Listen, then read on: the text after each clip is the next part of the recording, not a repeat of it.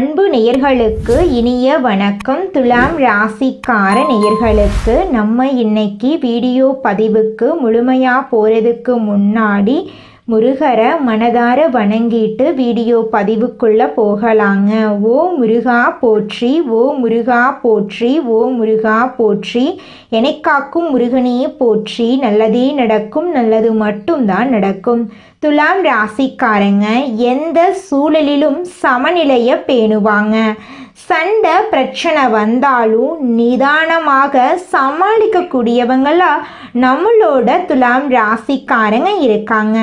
துலாம் ராசிக்காரங்க பேசுனா கோபப்படுறவங்களோட மனசு கூட தளர்ந்து போயிடுங்க. அந்த அளவுக்கு இவங்களுடைய பேச்சில் நிதானம் இருக்கும், தெளிவு இருக்கும், நகைச்சுவை இருக்கும். சிறிய சிறிய விஷயத்திலேயே சிரிக்க வைக்கும் குணம் இவங்க கிட்ட இருக்கு. குழந்தை மாதிரி மனசுக்கு சொந்தக்காரங்களா இவங்க இருக்காங்க. உரி விலகாத அம்பு போல குறிக்கோள் தவறாம இவங்க வாழ்ந்துக்கிட்டு இருக்காங்க. இவ்வளவு அழகான அற்புதமான நற்குணங்களை கொண்ட துலாம் ராசிக்கார அன்பர்களே, எல்லாரும் சந்தோஷமா இருக்கீங்களா?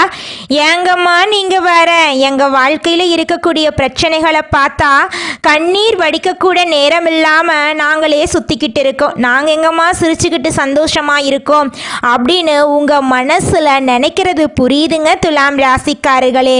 உங்க வாழ்க்கையில இருக்கக்கூடிய இந்த பிரச்சனைக்கெல்லாம் தீர்வுகள் கூடிய விரைவில் கிடைக்க போகுது. உங்களுடைய ஆசைகள் கனவுகள் எல்லாமே நிறைவேற போகுது. உங்க வாழ்க்கையில இது நாள் வரைக்கும் இருந்த தடை தாமதம் எல்லாமே இனி வரக்கூடிய காலங்கள்ல காணல் நீரா கரைய போகுது. உங்க வாழ்க்கையில நல்லது மட்டும்தாங்க நடக்கும். கெட்டதுங்கிற பேச்சுக்கு துளி கூட இடம் கிடையாதுங்க. திருமணம் ஆகாதவர்களுக்கு திருமண தடை நீங்கி திருமணம் நடக்க போகுது. குழந்தை பாக்கியம் இல்லாதவங்களுக்கு குழந்தை பாக்கியம் கிடைக்க போகுது. பூர்வீக சொத்து ரீதியாக இருந்த அனைத்து பிரச்சனைகளுக்கும் தீர்வு கிடைக்க போகுது. உங்களுக்கு வர வேண்டிய பூர்வீக சொத்து உங்க கையில வந்து சேரப்போகுது. நம்மளுடைய துலாம் ராசிக்காரங்க எளிதில் நல்ல பெயர் சம்பாதிக்கும் குணமும் தோல்வி கண்டு துவண்டு போகாத போராட்ட குணமும் உடையவங்க. நீதி, நியாயம், தர்மம் ஆகியவற்றை உயிர் மூச்சாக கருதுவாங்க. சனி பகவான் வக்ர நிவர்த்தியால துலாம் ராசிக்கு பலவிதமான குழப்பங்கள் நீங்கி வருமானம் பெருகும். குடும்பத்திலும் வெளிவட்டத்திலும் மதிப்பு உண்டாகும். வீட்டில் சுப நிகழ்ச்சிகள் நடக்கும். எந்த துறையில் இருந்தாலும் புகழின் உச்சியை அடையலாம். ஆன்மீகத்தில் நாட்டம் அதிகரிக்கும். சனி பகவான் வக்ர நிவர்த்தி அடைவதால வீட்டில் இருந்த பிரச்சனைகள் சரியாகும். மன அழுத்தம் குறையும். சொத்துக்கள் தொடர்பான தடைகள் நீங்கும். தொழில் மந்த நிலை மாறும். மன அமைதி கிடைக்கும். வீட்டில் சுபிட்சம் உண்டாகும். சொத்துக்களால் உயர்வு ஏற்படும். குரு பகவான் திருமண வாழ்க்கையிலும் கூட்டு தொழிலிலும் நல்ல வளர்ச்சியை கொடுப்பாரு. செவ்வாய் கிரகத்தால் அதிர்ஷ்டம் மற்றும் தெய்வ அருள் கிடைக்கும். புதன் வாக்கு ஆற்றலை அதிகரிப்பாரு. துலாம் ராசிக்காரர்களுக்கு இது ஒரு செகண்ட் ஹேண்ட் சான்ஸ் போல. நிலையான தொழில், பெரிய பதவி, சொத்து யோகம், மன அமைதி, நல்ல திருமண யோகம், வெளிநாட்டு வாய்ப்பு, கலை அழகு, பிஸ்னஸ் எல்லாவற்றிலும் உயர்வு ஏற்படும். புத்திசாலித்தனம் வெளிப்படும். கோர்ட் கேஸ் சாதகமாக முடியும். சனி, சுக்கிரன், புதன் ஆகிய 3 கிரகங்களும் நலமாக அமைவதால வாழ்க்கை தங்கமாக மாறப்போகுது. சனிக்கிழமை தோறும் சனீஸ்வர பகவானுக்கு வழிபாடு செய்யுங்க. கருப்பு நிற உடை, நீல நிற உடை, கருப்பு எள்ளு, கருப்பு உளுந்து தானம் கொடுக்கலாம். சனீஸ்வர பகவானுக்கு எள்ளெண்ணெயால் தீபம் ஏற்றலாம். ஆஞ்சநேயருக்கு நெய் தீபம் போடுங்க. தினமும் சொல்ல வேண்டிய மந்திரங்கள் ஓம் சனீஸ்வராய நமக அப்படிங்கிற மந்திரத்தை 108 முறை சொல்லிக்கிட்டு வாங்க. உங்கள் வாழ்க்கையில் இருக்கக்கூடிய அனைத்து பிரச்சனைகளும் காணாமல் போயிருங்க. நம்மளோட துலாம் ராசியில் இருக்கக்கூடிய ஒவ்வொரு நட்சத்திரக்காரர்களுக்கும் இந்த மாதம் எப்படி இருக்குன்னு பார்க்கலாங்க. நம்மளோட துலாம் ராசியில் இருக்கக்கூடிய முதல் நட்சத்திரம் சித்திரை.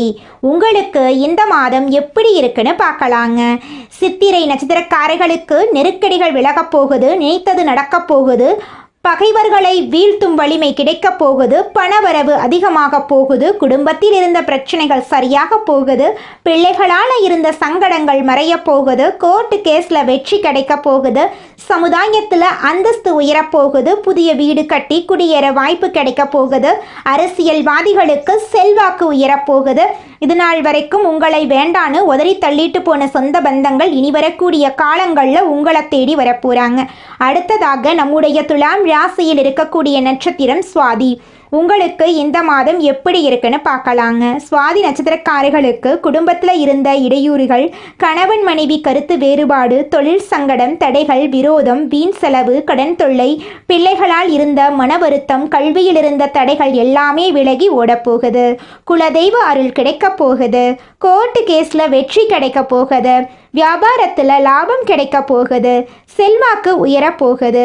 புதிய சொத்து சேர்க்கை ஏற்பட போகுது.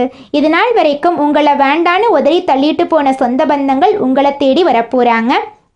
குடும்பத்தில் சுபகாரியங்கள் ஏற்பட போகுது.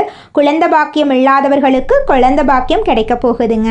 அடுத்ததாக நம்முடைய துலாம் ராசியில் இருக்கக்கூடிய நட்சத்திரம் விசாகம். உங்களுக்கு இந்த மாதம் எப்படி இருக்குன்னு பார்க்கலாங்க. விசாக நட்சத்திரக்காரர்களுக்கு குழப்பங்கள் விலகி கணவன் மனைவி பிரச்சனை, பூர்வீக சொத்து வழக்கு எல்லாமே சரியாகும். மன ரீதியான நெருக்கடிகள் நீங்கும். முயற்சிகளில் வெற்றி, பணவரவு அதிகரிக்கும். கோர்ட்டு கேஸில் வெற்றி கிடைக்கும். உடல் ஆரோக்கியம் மேம்படும். அதிர்ஷ்ட வாய்ப்புகள் அதிகமாகும். புதிய வீடு, வண்டி வாகனம் வாங்கும் கனவு நிறைவேறும்.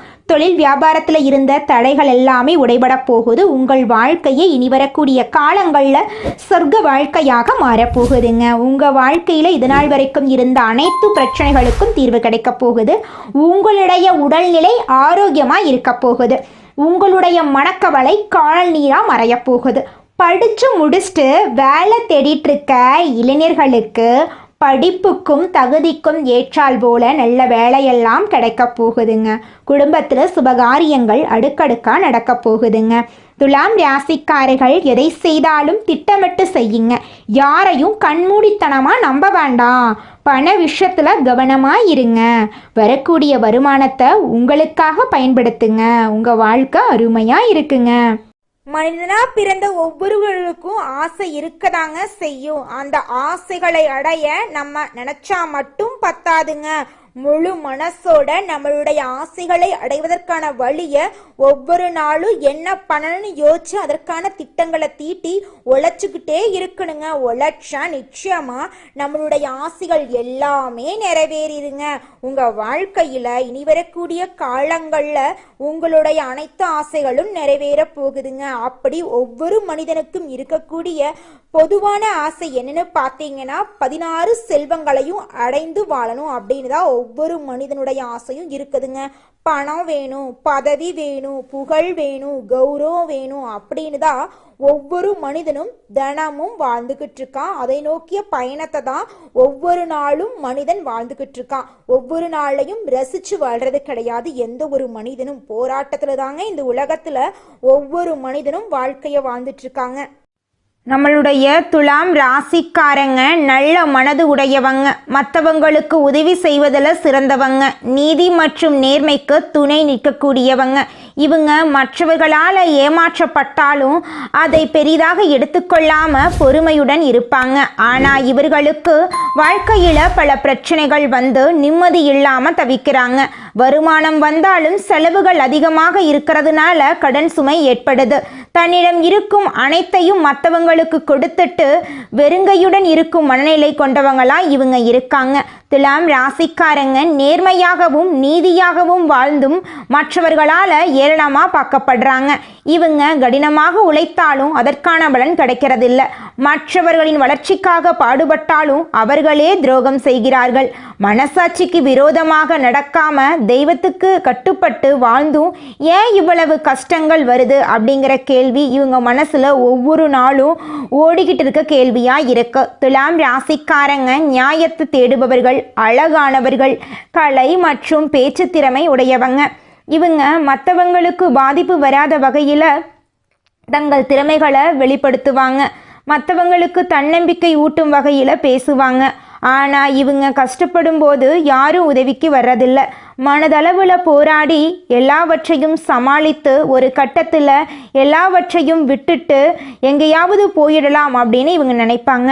துலாம் ராசிக்காரர்களின் பலவீனம் முடிவெடுப்பதில் தாமதம் ஏற்படுவது, பணம் கையில் தங்காதது, உறவுகளில் அதிக எதிர்பார்ப்பு வைக்கிறது.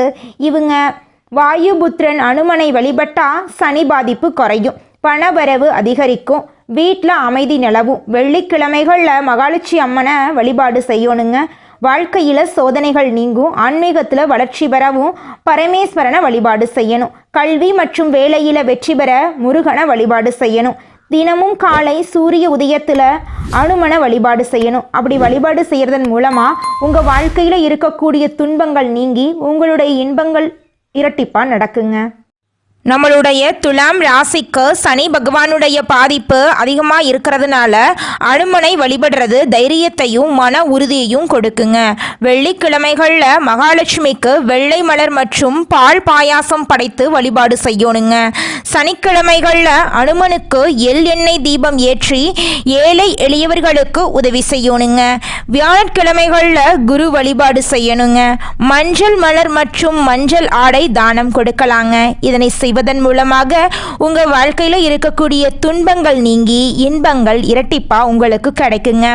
தினமும் ஸ்ரீ சுப்பிரமணிய மந்திரத்தை சொல்வது உங்கள் வாழ்க்கையில் கல்வி, வேலை, ஆரோக்கியத்தில் வளர்ச்சியை கொடுக்குங்க. துலாம் ராசிக்கு நியாயம், நல்ல மனது, உதவி செய்யும் குணம் ஆகியவை முக்கியமான சக்தியாக இருக்கு. அனுமன், லட்சுமி, குரு பகவான் வழிபாடு உங்கள் வாழ்க்கையில் இருக்கக்கூடிய கஷ்டங்களை குறைக்கும். செவ்வாய் மற்றும் சனி பகவானுடைய பாதிப்பு இருப்பதால் முயற்சிகள் தாமதமாக பலனளிக்கும். ராகு கேதுவின் நிலையால் நம்பிக்கைக்கு உரியவர்களே துரோகம் செய்வாங்க. நல்ல வேலை செய்தாலும் மற்றவர்களுக்கு தெரியாம போகும். பணம் கையில் தங்காம உதவி செய்வதால சீக்கிரமா நீங்க இழந்துருவீங்க பணத்தை. சனி பெயர்ச்சி மற்றும் குரு பெயர்ச்சிக்கு பிறகு உங்கள் வாழ்க்கையில் இருக்கக்கூடிய கஷ்டங்கள் எல்லாமே குறைய போகுது. பணம், வேலை வாய்ப்பு, உறவுகள் எல்லாவற்றிலும் முன்னேற்றம் ஏற்பட போகுது. கஷ்டம் என்பது ஒரு சோதனை காலந்தாங்க. வீழ்ந்து போக மாட்டீங்க. நீங்கள் கஷ்டம் அனுபவித்த பிறகுதான் முன்னேற்றம் ஏற்படும் உங்கள் வாழ்க்கையில். ஆன்மீக சிந்தனை, சனி வழிபாடு, அனுமன் வழிபாடு உங்கள் வாழ்க்கையில் நல்ல பலனை கொடுக்குங்க. காலபுருஷ சக்கரத்தில் 7வது ராசியாக வலம் வரக்கூடிய துலாம் ராசி சுக்கிர பகவான் அதிபதியா இருக்காரு. தேவர்களால முடியாத விஷயத்தை கூட செய்யக்கூடிய தன்மை இருந்தும் அதை சரியாக பயன்படுத்த தெரியறதில்ல இவங்களுக்கு. ஜாதக கட்டத்தில் 1, 9, 11 பாவங்கள் சாதகமாக இருக்கு. அதனால் உங்கள் வாழ்க்கையில் பலவிதமான நன்மைகள் நடக்க போகுது. துலாம் ராசிக்காரங்க முயற்சியை கைவிடக்கூடாதுங்க. வெற்றி தாமதமாகுமே தவிர வராமல் போகாது. குடும்பத்தில் மனக்கசப்பு அதிகமாக இருந்தால் எதிர்பார்ப்புகளை குறைச்சு கடமையை மட்டும் செய்யுங்க. சனி மற்றும் குருவின் நிலை ஜாதகத்தில் எப்படி இருக்கு என்பதை ஜோதிடரிடம் கேட்டு தெரிந்து கொள்ளுங்க. சுக்கிரன், குரு, சூரியன் நல்ல பலன்களை கொடுக்க போறார் உங்க வாழ்க்கையில. சனி, செவ்வாய், ராகு, கேது கஷ்டங்களை அதிகமா கொடுப்பாங்க. அதை கண்டு நீங்க அச்சப்படக்கூடாது. தைரியமா இருக்கணுங்க. அப்பத்தாங்க நீங்க வாழ்க்கையில முன்னேற முடியும். இந்த உலகத்துல யாருங்க கோடீஸ்வரன்? கோடி கோடியா பணம் வச்சிருக்கிறவங்களா, பிடிச்ச உணவுகளை சாப்பிட்றவங்களா, பிடிச்ச உறவுகள் கிட்ட பேசுறவங்களா? இதுல யாருமே கோடீஸ்வரன் கிடையாதுங்க. யார் ஒருத்தவங்க நோய் நொடி இல்லாம, மனக்கவலை இல்லாம நிம்மதியா தூங்குறாங்களோ அவங்க தாங்க இந்த உலகத்திலேயே சிறந்த கோடீஸ்வரன். அப்பேற்பட்ட கோடீஸ்வரன் ஆகக்கூடிய யோகம் உங்களுக்கு இந்த மாதம் அமைஞ்சிருக்குதுங்க. உங்க வாழ்க்கையில இனி வரக்கூடிய காலங்கள்ல கவலை, கண்ணீர் அப்படிங்கிற பேச்சுக்கெல்லாம் துளி கூட இடம் கிடையாதுங்க. இது நாள் வரைக்கும் உங்களுடைய மனசில் இருந்த மனக்கவலைகள் எல்லாம் இனி வரக்கூடிய காலங்கள்ல காணாம போகுதுங்க. நீங்க சந்தோஷமான, ஆரோக்கியமான வாழ்க்கைய இனி வரக்கூடிய காலங்கள்ல வாழ போறீங்க. உங்க வாழ்க்கையில சந்தோஷம் நிலைச்சிருக்க போகுதுங்க. துலாம் ராசிக்காரர்களே, உங்களுக்கு இந்த கார்த்திகை மாதம் அருமையான மாதமாக இருக்க போகுதுங்க. கார்த்திகை மாதம் ஒரு சிறப்பான மாதங்க. ஏன்னா சூரிய பகவான் காலச்சக்கரத்தில் 8ஆம் இடத்திலிருந்து அருள் பாலிக்கிறார். திருவண்ணாமலை தீபம் மற்றும் பரணி தீபம் இந்த மாதத்தில் முக்கியத்துவம் பெறுது. பரணி தீபம் முன்னோர்கள் மற்றும் குடும்பத்தின் மகிழ்ச்சி, சுபிட்சம், செல்வாக்கு, வசதி, லட்சுமி கடாட்சம் போன்ற விஷயங்களுக்காக ஏற்றப்படுது.